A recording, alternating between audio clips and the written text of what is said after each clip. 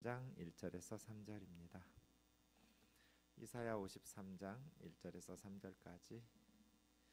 우리가 전한 것을 누가 믿었느냐? 여호와의 팔이 누구에게 나타났느냐? 그는 주 앞에서 자라나기를 연한 순 같고 마른 땅에서 나온 뿌리 같아서 고운 모양도 없고 풍채도 없은즉 우리가 보기에 흠모할 만한 아름다운 것이 없도다. 같이요, 그는 멸시를 받아 사람들에게 버림을 받았으며 간고를 많이 겪었으며 질고를 아는 자라. 마치 사람들이 그에게서 얼굴을 가리는 것 같이 멸시를 당하였고 우리도 그를 귀히 여기지 아니하였도다. 아멘. 여호와의 종의 노래 네 번째, 이사야에 나오는 네 가지 여호와의 종의 노래 중에 마지막 네 번째, 지난 수요일부터 살펴보고 있습니다.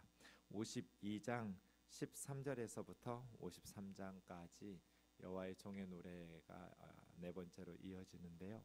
여호와의 종의 노래는 이렇게 A, B, C, B-, A- 이렇게 역순으로 내용상 히브리 문학에서 아주 자주 나오는 샌드위치 기법인데요. 네, 그렇게 분류해 볼 수 있습니다. 오늘은 두 번째 단락에 대해서 53장 1절에서 3절까지 말씀을 볼 텐데요.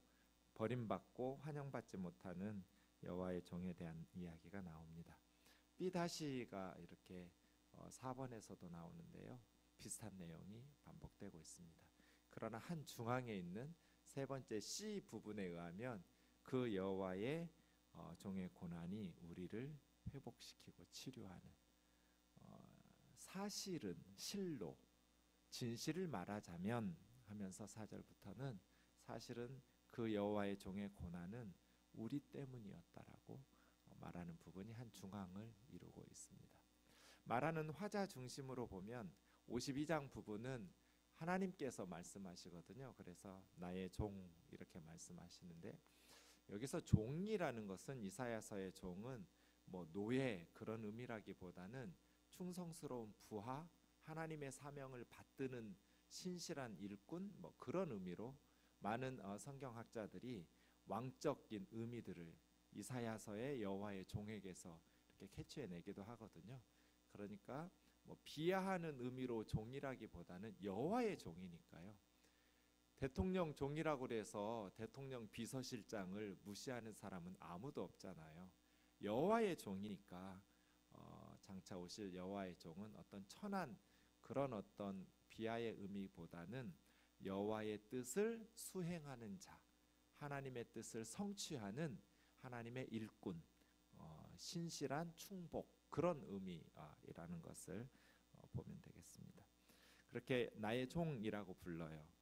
그러나 53장 부분에서는 이제 말하는 자들이 제3인칭으로 그라고 부르죠. 제3자가 여호와의 종을 부르는, 마지막 부분에서는 11절 12절에 보면 다시 하나님이 말씀하고 계셔요. 나의 종, 이렇게 해서 말하는 이로 보면 이렇게 세 부분으로 또 나눌 수도 있겠습니다.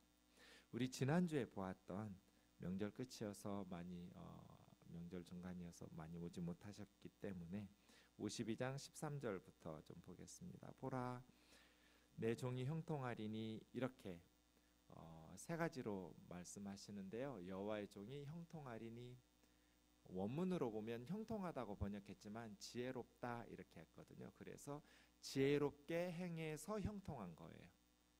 그래서 네 번째 여호와의 종의 노래는 고난, 심지어 그 여호와의 종의 죽음에 대해서 이야기하는데, 사실은 포커스는 여호와의 종이 당하는 고난에 있다기보다는 그 종의 고난을 통해서 이루어지는 어떤 존귀함, 형통함, 승리에 대해서 노래하는 시거든요. 여호와의 종이 형통하리니, 높이 받들어서 지극히 높이 들리고 지극히 존귀하게 될 것이다. 이렇게 네 번째 여호와의 종의 노래가 시작돼요. 여호와의 종의 성공, 여호와의 종의 지극히 존귀하게 됨. 도대체 무슨 일을 하셨기에 여호와의 종이, 하나님의 종은 이렇게 형통하고 지극히 존귀하게 높이 받들어 존경을 받을까요? 충격적이게도 14절에 보시면 전에는 그 모양이 타인보다 상하여 그 모습이 사람보다 상하였으므로 많은 사람이 그에 대하여 놀랐거니와. 14절에서도 놀래고 15절에서도 놀래거든요. 사람들이 놀래요. 그런데 놀래는 이유가 달라요. 14절에서는 여호와의 종이 너무나 몰골이 흉측해서 놀라는 거예요. 사람들이 경악이죠. 여호와의 종이 너무나 그 모습이 충격적인 거예요. 사람같이 보이지 않았어요. 예수님께서 십자가상에서 7마디 하셨는데 그 7말씀들을 묵상하다 보면, 분석하다 보면 시편 22편과 이사야 53장을 묵상하고 계셨거든요. 십자가 위에서 주님께서 그 시편 22편의 내용들을 보면 6절에 나는 벌레요 사람이 아니라 사람들의 저주거리 비방거리 이렇게 말하거든요. 그러니까 버림받던 여호와의 종이 사람처럼 보이지도 않는 거예요. 너무나 고난을 많이 당해서 사람처럼 보이지 않는 그 몰골을 보고 사람들이 놀라는 거예요. 그러니까 13절에 여호와의 종의 형통함, 여호와의 종이 지혜롭게 행해서 형통하고 성공하는 것은 사실은 이렇게 끝까지 상상을 초월한, 사람들이 경악하고 놀랄 만큼 고난으로 몰골이 상하는 하나님의 뜻에 온전히 순종하는 지혜로운 순종이 있었어요. 이 여호와의 종의 지혜로움으로 형통했다라는 것은 그만큼 여호와의 종이 어떤 세상의 지혜나 어떤 왕적인 군사적인 경제적인 정치적인 그런 능력을 가지고 높이 받들어지고 형통한 것이 아니에요. 14절에 있는 것처럼 너무나 많이 상하고 사람들보다 상해서 많은 사람들이 형편없는 몰골에 경악을 할 만큼 놀랄 만큼의 순종, 죽기까지 순종하신 여호와의 종의 그 순종의 지혜에서 형통함을 얻은 거죠. 15절 그래서 온 세계가 놀라게 될 거예요. 15절에서 놀란 거는 이제 여호와의 종이 형편없는 고난을 통해서 그 고난의 그 강도가 얼마나 강력했는지 14절에서 놀랄 만큼이었고요. 그 고난을 통해서 이루는 형통함이 얼마나 크고 위대했는지는 15절의 놀람이거든요. 그런 여호와의 종의 사역을 통해서 이루신 하나님의 놀라운 일들이 세상 모든 왕들과 사람들을 놀래키는 거예요. 상상하지도 들어보지도 못한 것들을 이제 사람들이 온 열방이 깨닫게 될 것이거든요. 여호와의 종의 그 지극히 존귀한 사역들과 형통함을 보면서 이것이 네 번째 노래를 시작하는 첫 번째 부분이었어요. 온 세상을 놀라게 하는 여호와의 종이 성공을, 형통함을 거둘 것이다. 높이 들려서 존귀함을, 지극히 존귀함을 받을 것이다. 오늘 두 번째 단락 53장 1절 우리 좀 같이 읽지요. 시작. 우리가 전한 것을 누가 믿었느냐? 여호와의 발이 누구에게 나타났느냐? 이런 걸 수사 의문문이라고 하죠. 다 알고 있는 내용을 질문 형식으로 던진 거죠. 대답은 뭐예요? 아무도 안 믿었어요. 우리의 전한 것을 누가 믿었느냐? 아무도 안 믿었어요. 하나님의 구원이 그런 방식으로 이루어질 줄은 상상도 하지 않았어요. 아무도 안 믿었어요. 심지어 3년 동안 예수님을 따라다녔던 제자들도 몰랐어요. 하나님의 구원이 이렇게 연약한 죽음을 통해서, 십자가를 통해서 인류 구원을 이루실 것이라는 것은 누구도 믿지 않았어요. 호산나 다윗의 이름으로 오시는 이여, 무슨 뜻이에요? 왕이에요. 하나님의 구원은 다윗과 같은 영광스러운 왕의 모습으로 오실 줄 알았어요. 그런데 누가 믿었어요? 아무도 믿지 못했어요. 하나님께서 이렇게 연약한 종의 죽으심을 통해서 인류 구원을 이루실 줄은 아무도 몰랐어요. 상상도 하지 못했어요. 여호와의 팔이 누구에게 나타났느냐? 여호와의 팔 하면 성경에서는 두 가지 의미로 쓰여요. 일단 기본적으로 능력이죠. 하나님의 팔, 힘과 능력이에요. 그런데 이것이 긍정적으로 쓰일 때는 구원의 능력으로 나타나요. 그리고 부정적으로 쓰일 때는 심판의 능력으로 나타나요. 동시에 일어나기도 해요. 당시 이집트는 세계 최강의 강대국이죠. 그 아래서 노예로 살고 있는 이스라엘 백성들을 여호와의 팔이 얼마나 많이 나와요, 출애굽기에. 여호와의 팔이 나타나셔서 그 이집트의 죄에 대해서 심판하시고 강한 힘과 능력으로 그 가운데서 압제당하는 이스라엘 백성들을 구원하시고, 여호와의 팔은 능력과 힘을 상징하는데 그것이 구원의 능력으로 나타나기도 하고 심판하시는 능력으로 나타나기도 해요. 어쨌든 여호와의 팔이 누구에게 나타났느냐? 대답은 고난받는 종에게예요. 여호와의 팔이 고난받는 종에게 나타났어요. 의로운 종에게 나타났어요. 그래서 그 의로운 종이 이방의 왕들을 놀래키고 온 열방의 사람들을 놀래킬 만큼 놀래키면서 하나님의 구원을 이루게 된 것이죠. 그런데 여러분, 여호와의 팔이 임하시면 우리는 어떤 예상을 해요? 능력 있는 사역들을 예상하거든요. 그런데 2절을 보면 여호와의 팔이 여호와의 종에게 나타났거든요. 2절 같이요. 시작. 그는 주 앞에서 자라나기를 연한 순 같고 마른 땅에서 나온 뿌리 같아서 고운 모양도 없고 풍채도 없은즉 우리가 보기에 흠모할 만한 아름다운 것이 없도다. 여호와의 팔이 나타났는데 그 종이 연한 순 같고 마른 땅에서 나온 뿌리 같아요. 이게 앞뒤가 좀 안 맞는 것 같지 않으세요? 우리가 예상할 때 여호와의 팔이 나타난 사람, 여호와의 능력이 함께하는 사람은 엄청난 힘과 권능으로 사역할 것 같잖아요. 여호와의 팔이 나타났는데 여호와의 팔이 임한 여호와의 종은 연한 순 같았어요. 순이라고 번역한 이 단어는 요네크라는 말인데요, 그야말로 아주 연약할 때요. 사람으로 치면 갓난아이, 젖먹는 아이를 가리켜요. 요네크, 젖먹이 아이. 자기 힘으로 살 수가 없는 애예요. 태어난 신생아예요. 나무로 하면 이제 막 자라나는 순, 묘목, 어린 나무예요. 바람 불면 쓰러질 것 같은 연한 순이죠. 마른 땅에서 나온 뿌리 같아서, 세레시라는 말은 뿌리예요, 뿌리. 마른 땅에서, 말라 갈라진 메마른 그 땅에서 뭘 기대할 수 있어요? 그래서 무언가 바라고 기대할 만한 사람이 아니에요.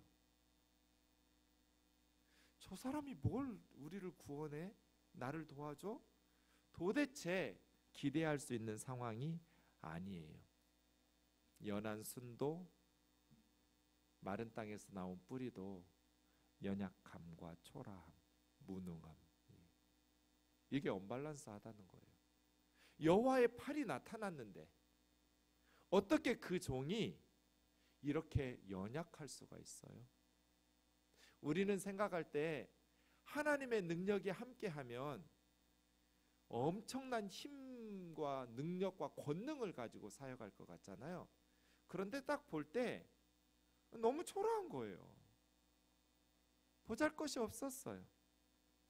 고운 모양도 없고, 고운 모양이라고 말했지만 원문에 보면 그냥 모양이에요. 토아르, 그냥 모양. 아예 모양이 형성이 안 됐어요. 못생긴 게 아니라 아예 그냥 안 생긴 거예요. 고운 모양이 없는 게 아니라 아예 모양 자체가 구성이 안 된 거예요. 마치 어머니 모태에서 충분히 자라서 나오지 않고 그냥 뭐 중간에 나온, 뭐가 안 만들어진 모양 없었어요. 풍채도 없은즉, 하다르라는 이 풍채라, 원래 풍채라는 것은 겉으로 드러나는 어떤 생김새잖아요. 근데 이 하다르라는 말은 장식할 때 쓰여요. 뭘 꾸미고 장식할 때, 그리고 뭐 빛나고 광채가 비칠 때, 그러니까 위엄 있고 영광스럽고 아름답고 그런 거예요. 그걸 풍채라고 번역했어요. 여호와의 종에게는 뭔가 아름다운 모습이 없어요. 빛나는 모습 없어요. 장식이나 뭐 꾸밈이나 이런 것도 없어요. 우리가 보기에 흠모할 만한 아름다운 것이 없도다. 여호와의 팔이 나타났으면 능력 있게 사역하는, 정말 누가 봐도 와, 하나님의 종이구나, 하나님의 사람이구나, 이렇게 우러러 볼 수 있는 그런 모습으로 등장할 것 같은데, 그렇게 엄청난 사역을 하긴 하는데 사람들이 보기에 너무나 초라한 거예요. 너무나 연약하고 무능하고 아름다운, 흠모할 만한 게 하나도 없는 거예요. 사랑하는 형제 자매 여러분, 하나님께서 이렇게 일하신다라는 것을 기억하셔야 돼요.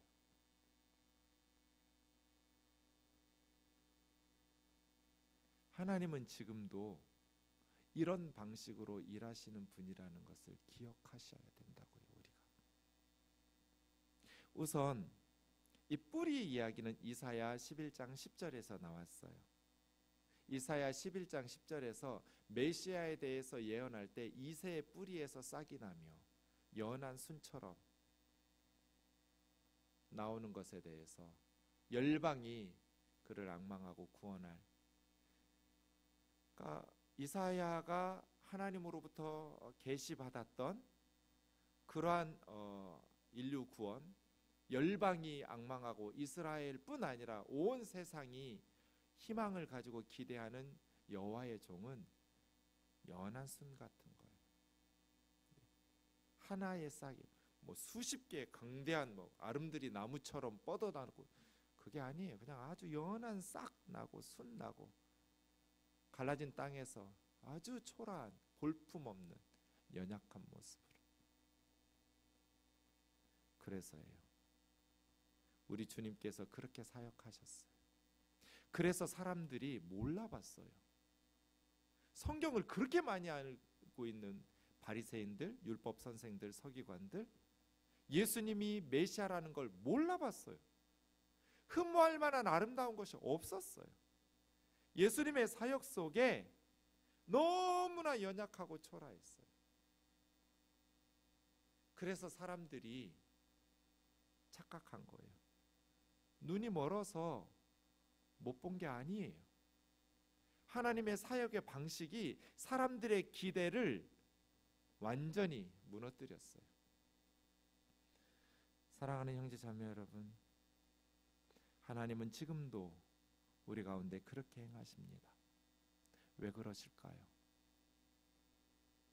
여호와의 팔이 애굽을 무너뜨리고 세계 최강대국을 심판하시고 이스라엘 백성들을 구원해내시고 홍해를 가르시고 그 백성은 건너게 하시고 세계 최강의 철갑부대는 철병거들은 홍해 바다에 수장시키는 그런 권능의 하나님이 왜 이렇게 연한 순 같고 마른 땅에서 나온 뿌리 같은 초라한 주의 종들을 통해서 일하실까요?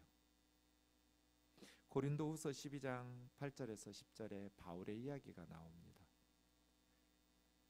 바울이 성도들이 시험에 들 만큼 사탄의 가시가 자기 육체에 있었어요. 그것을 3번 구했어요. 하나님 고쳐주세요. 그런데 하나님께서 뭐라고 말씀하셨어요? 9절 같이요. 시작.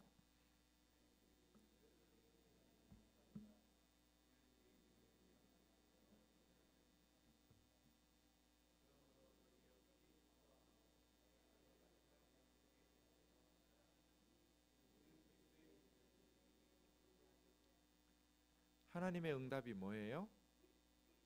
나의 은혜가 너에게 족하다. 왜요? 주의 능력은 네가 약할 때 온전해진다. 여호와의 팔이 사도 바울과 함께 하는데 사도 바울이 여호와의 팔이 함께 하니까 엄청난 능력으로 많은 사람들이 막 흠모하고, 아니에요. 사도행전 보세요. 바울 서신 보세요. 바울은 마이너리거예요. 메이저리거가 아니에요.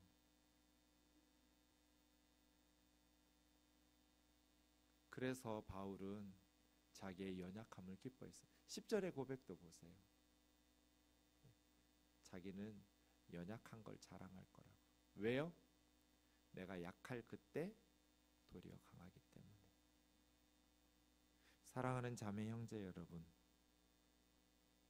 저와 여러분이 약할 때 하나님의 능력이 우리 안에서 온전해져요. 그런데 사람들은 지금도 착각해요. 제가 전도사 때 어느 모임이 있어서 갔는데 그냥 낯선 모임이었어요. 목회자들의 모임이었는데요. 모임을 마치고 버스를 태워줘서 이제 서울로 돌아오는 길에 맨 뒤에 앉아 있는데 제 바로 앞에 제가 그때 뭐 30대 초반이었을 거고요. 그 목사님들은 한 60대 정도로 보였어요. 네. 모르는 분들이에요. 두 목사님이 대화하는 거예요. 그냥 저는 뒤에서 엿들은 게 아니에요. 그냥 들린 거예요. 제가 들으려서 들은 게 아니에요. 큰 소리로 말씀하셔서 들렸어요. 어쩌면 뒤에 저를 의식하고 말씀하셨는지도 모르겠어요. 후배 목회자, 앞으로 목회해야 될 후배니까요. 한 목사님 말씀하셨어요. 목회는 쉽지, 교회 부흥은 쉬워. 왜 쉬울까요? 이렇게 목회가 힘든데. 교회를 개척하고 한 성도가 불치병에 걸리면, 말기암이나 희귀병이나, 하나님 앞에서 목숨 걸고 기도하는 거야.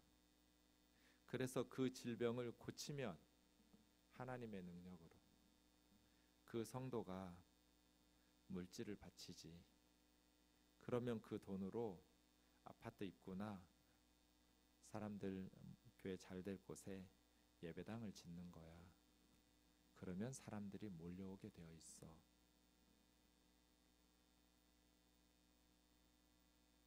그런 취지였어.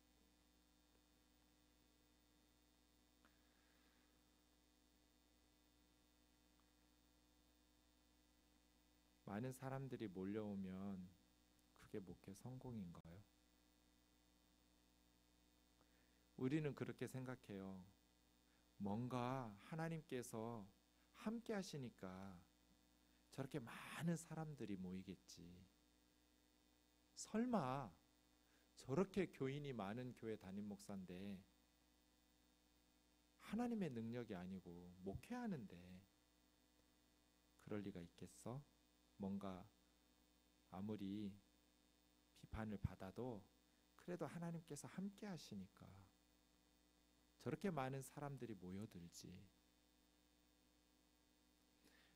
여러분, 이 논리를 이단들이 써먹는 거 아세요? 신천지에서 써먹고 하나님의 교회에서 써먹고 통일교회에서 다 써먹어요. 이단이에요.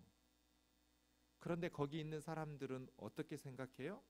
설마 이렇게 많은 사람들이 하나님을 믿고 있는데 하나님의 능력이 아니면 어떻게 이 교주가 이렇게 많은 사람들을 교회로 불러 모을 수 있겠어? 똑같아요. 뭐가 달라요?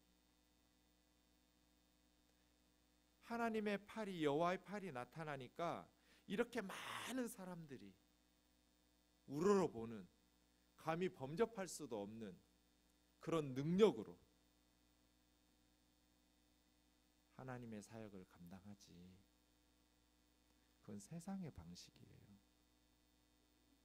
주님은 그렇게 일하지 않으셨어요. 주님의 제자들도 그렇게 일하지 않았어요. 여호와의 팔은 누구에게 나타나느냐? 연한 순 같고 마른 땅에서 나온 뿌리 같은 종들에게 나타났어요.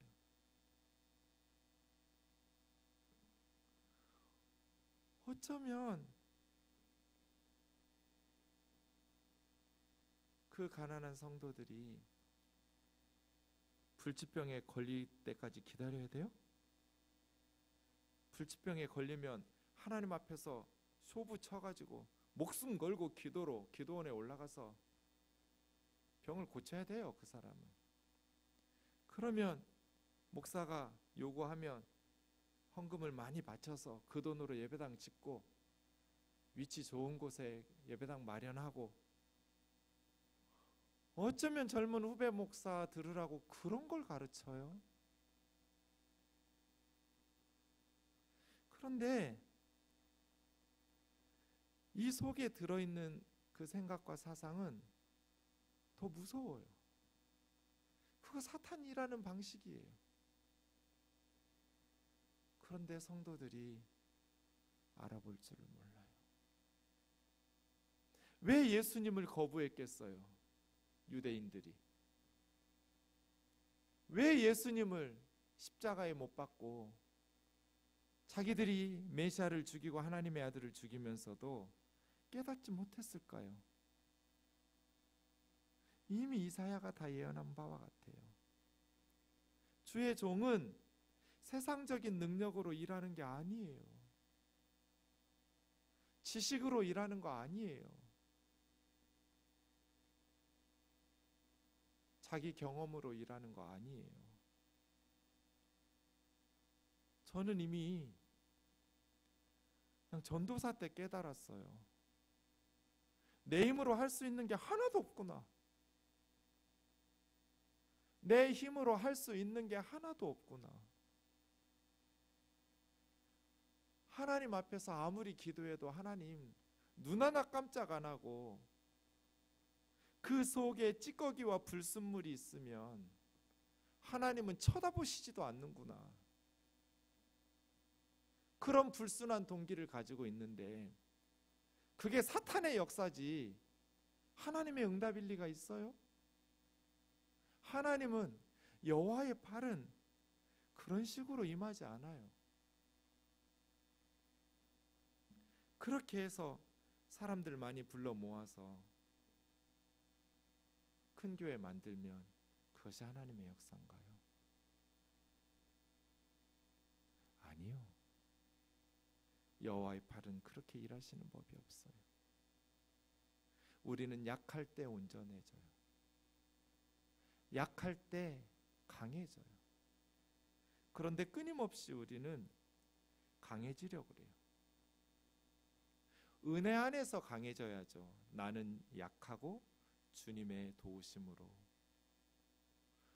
내 힘으로 할 수 있는 것이 아무것도 없다라는, 내 속에서 나온 내 자식도 내 힘으로 할 수 있는 것이 아무것도 없다는 것을 깨달아야 돼.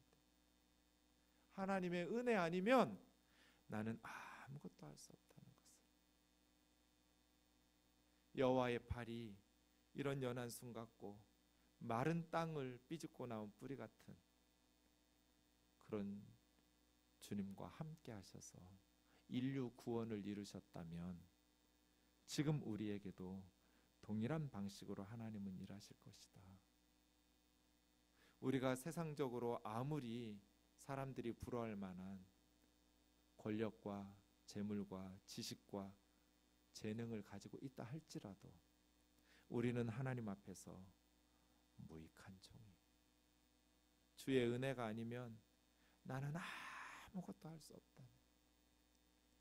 단 1%의 자랑하고 내세울 것도 없는 무익한 종일 뿐이에요.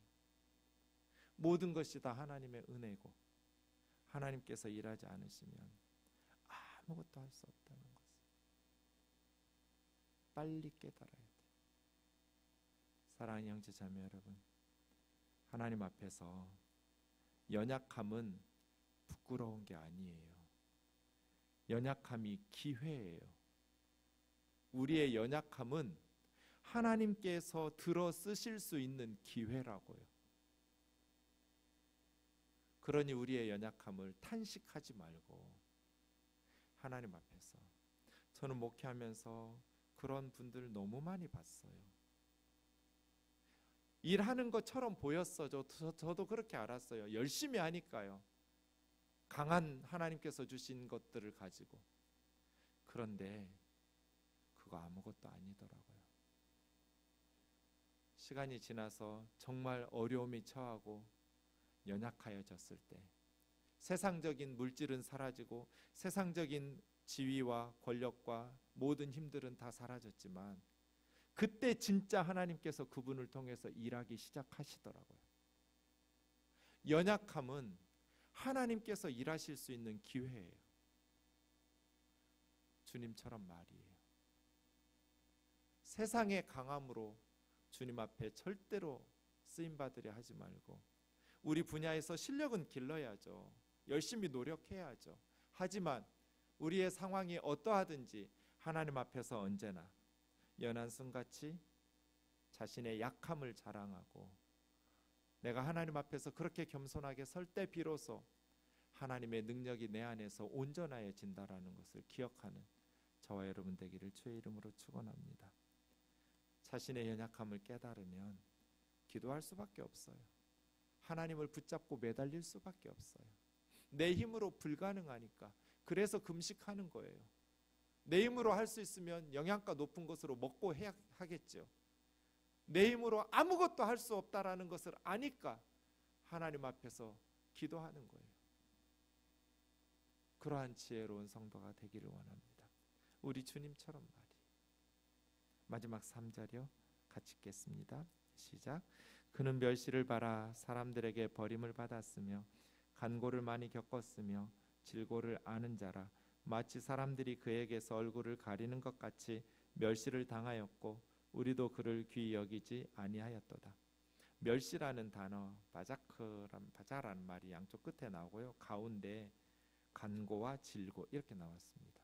4절에 보시면 똑같은 단어가 나오는데요. 질고는 질고라고 해석했는데 간고라고 3절에서 번역한 것을 4절에서는 슬픔이라고 번역했어요. 같은 단어예요. 마크 오브.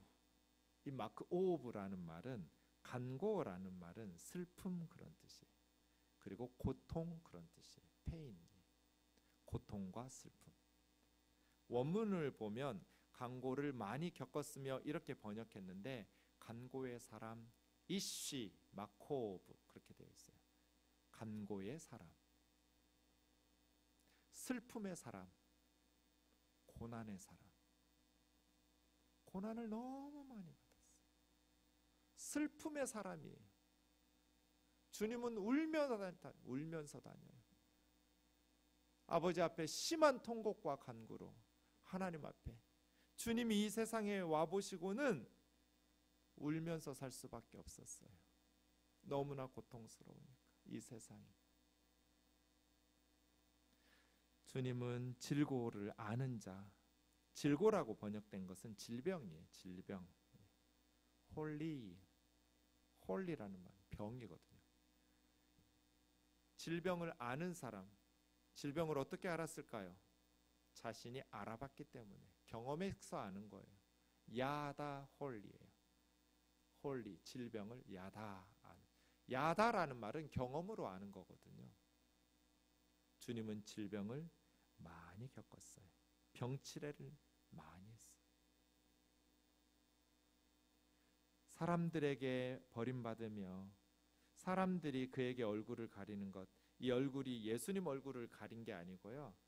복수형으로 되어 있어요. 그들의 얼굴들을 가렸다 하니까 예수님을 놓고 사람들이 각각 자기 얼굴 가린 거예요. 안 보려고 외면한 거예요. 쳐다도 보지 않은 거죠. 그냥 얼굴 돌리고 흥 하고 가는 거예요. 무시당하는. 그리고 마치 혐오스러운 것을 본 것처럼 쳐다보지도 않으려는. 우리도 그를 귀하게 여기지 않았다. 그러나 실상은 사실은 그는 우리의 질병을 짊어졌고 우리의 슬픔을 대신 당했고 우리를 위해서 채찍에 맞았고 고난을 받았다. 사랑하는 형제자매 여러분, 우리 주님께서 우리를 위해서 당하신 이 고난을 기억할 수 있기를 원합니다. 말씀 붙들고 같이 기도합시다.